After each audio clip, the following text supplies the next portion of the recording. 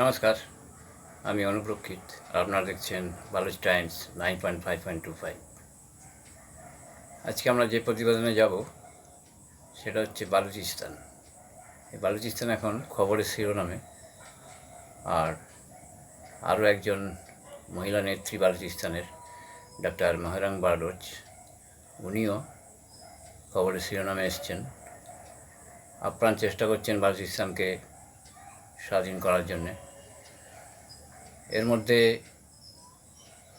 Balochistan liberation army বা BLA ওনারা স্বাধীন ঘোষণা করে দিয়েছেন এবং বিভিন্ন দেশে যাতে ওদের স্বাধীনতা দেয়া হয়, তার স্বীকৃতি পাওয়া যায়, সেই জন্যে চিঠি পাঠাচ্ছেন। আমাদের ভারতের প্রধানমন্ত্রী নরেন্দ্র মোদীজির কাছেও খোলা চিঠি পাঠিয়েছেন মেরিয়ার বালোচ, বিএলএর প্রেসিডেন্ট। কিন্তু কেন বালুচিস্তান পাকিস্তান থেকে আলাদা হচ্ছে তার পেছনে অনেক করুণ কাহিনী আছে। এই ডাক্তার মহরাং বালোচ, ওনার পরিবারের ওপর দিয়ে বিরাট ঝড় বয়ে গেছে বিগত দিনে। পাকিস্তানের সরকার বা পুলিশ ওনার বাবাকে নিখোঁজ করে দেয়।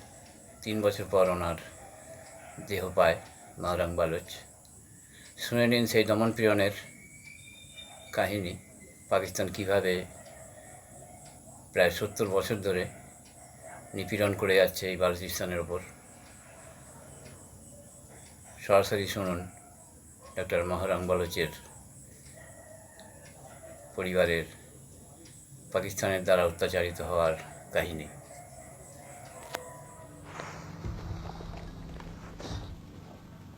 From the starting 2011 till 2017 में मेरी ज़िंदगी के नाइटमेयर्स टॉर्चर हो। 2011 में हम लोग घर में थे, मैं स्कूल से वापस आई थी, फ़ोन कॉल आया कि लाश मिली है उधर से। तो मुझे याद है उस दौरान हम सब रो रहे थे, घर में मर्द औरत हम सब रो रहे थे। हम सजदे में थे कि ये बात झूठ निकले, ये बात किसी न किसी तरीके से झूठ निकले। जब मेरे वालिद की लाश आई थी, वही कपड़े, वही सफ़ेद जोड़ा जो फटा हुआ था, आधी कमीज फटी हुई थी, उसी हालत में उसकी लाश फेंकी गई। पाँव में एक जूता था, दूसरे में नहीं था। बहुत तकलीफ था, बहुत तकलीफ था। वो रात ऐसी थी, शायद उस वक्त मैंने यही कहा था कि इसकी सुबह कभी ना हो।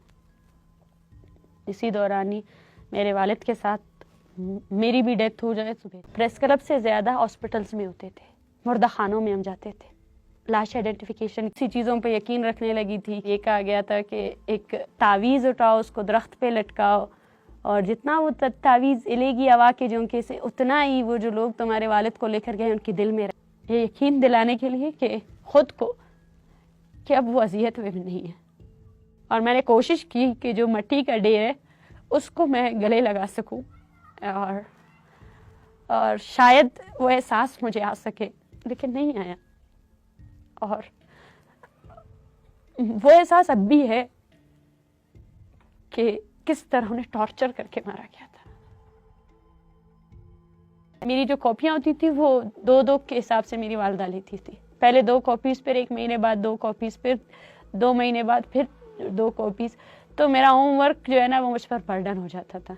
ऐसा बहुत मर्तबा हुआ कि शायद हमारे घर में खाने के लिए भी कुछ नहीं था, लेकिन फिर भी हमने सर्वाइव किया। जो जंग है इसमें जो जेंडर कॉस्ट है, जिस तरह जो फीमेल्स जो बर्डन बर्दाश्त कर रही है, उसका मुझे सबसे ज़्यादा एहसास इसलिए क्योंकि मैंने उस एंगल को देखा है। मुझे याद है मेरी मेडिकल की स्टडीज़ के दौरान मेरी वालदा ने फर्स्ट ईयर की फ़ीस देने के लिए अपने कपड़े बेच दिए, सेकेंड ईयर की फ़ीस देने के लिए जो घर में ज्वेलरी थी वो बेचना पड़ा। आज भी अपने स्कूल जाती हूँ, अपने कॉलेज की कैंटीन में जाती हूँ, उन चीज़ों को ऑर्डर करती हूँ जो मैंने कॉलेज लाइफ में ऑर्डर नहीं कर सकती थी। That was the trauma. और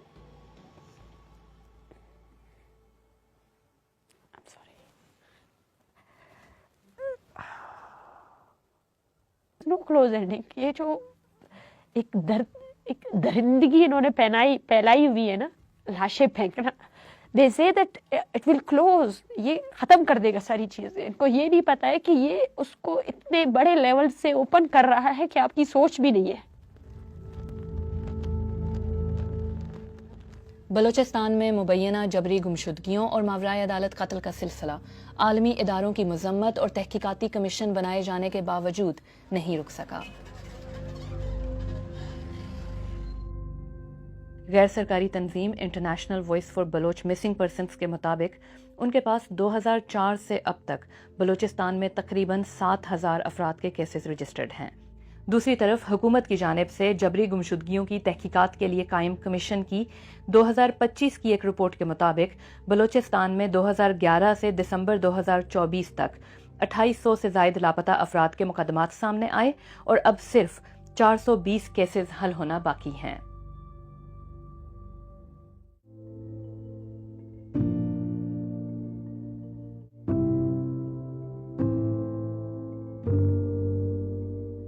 اعداد و شمار کے اس کھیل کے باہر وہ خواتین ہیں جو اپنے پیاروں کی واپسی کی جنگ لڑتی ہی چلی آ رہی ہیں، اور ان کی قیادت اب ڈاکٹر ماہرنگ بلوچ کے ہاتھ ہے۔